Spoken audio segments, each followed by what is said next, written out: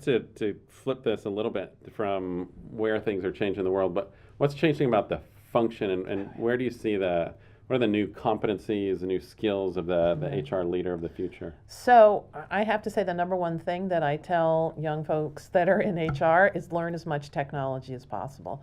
I think really understanding all of our functions are going to be disrupted by AI, robotics, analytics, all the things that are coming down the pike.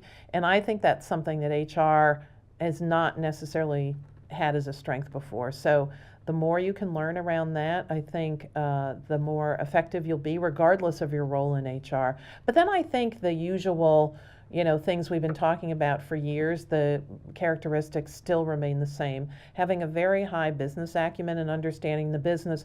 I think for the future of work, what you can be doing is looking at what are the disruptions coming to your business and then translate those back to your leadership so they understand what does that mean for your people, the HR processes, and so on. You should be scanning the market to understand, if Amazon's going into healthcare and you're in the pharma business, what does that mean for you and the implications for your function?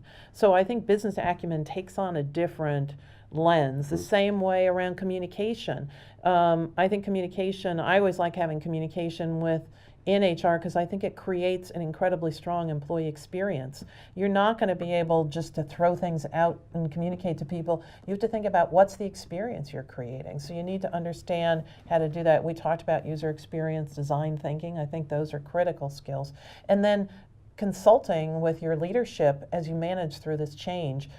You have to be very consultative so that you're listening to them, they're listening to you, that you're helping move the business forward. And change management is going to become, it's always been important, even more important as we're going to see all the changes coming. And then I think people need a profound curiosity so that they're continuing to develop and learn and change the way they look at HR as things evolve quickly. Great. And I think that a couple things that have also surfaced for us, I think the comments from Tracy are great.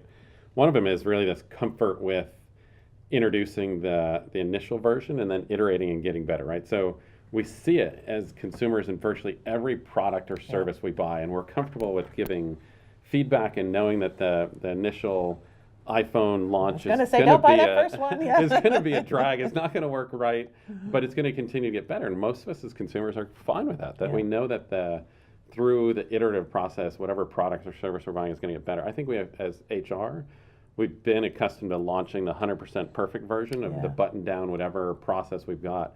And if we're going to be agile, we've got to get better at launching and then iterating and improving it. And you mentioned that in one of your early examples of, how do you get it and then do the after action report, see what was working, how do you get better, and really that continuous iteration.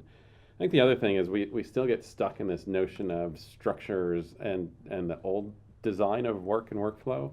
We have to really think through what's the big picture of what work has to get done.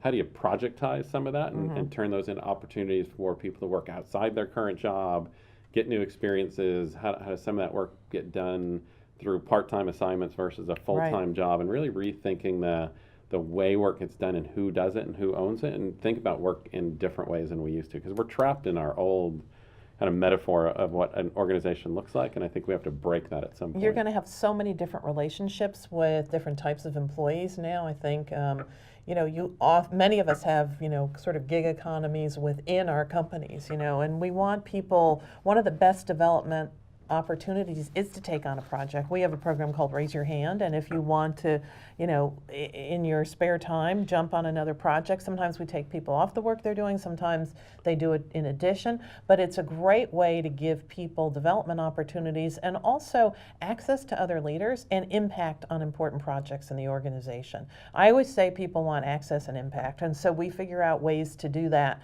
so that they, get to work on a project that they can, present to the CEO and his or her team, or they get to work with some of the top leaders around a particular issue, and people at the most entry-level part of the organization, because the other thing is organizations are just continuing to get flat and more flat, and people coming in now actually have a lot of value to add at all levels. You cannot wait 5, 10 years to think they're going to sit around and wait to be promoted. They want to have that access and impact now. And, you know, that's one way to give them this opportunity is through these projects. Yeah.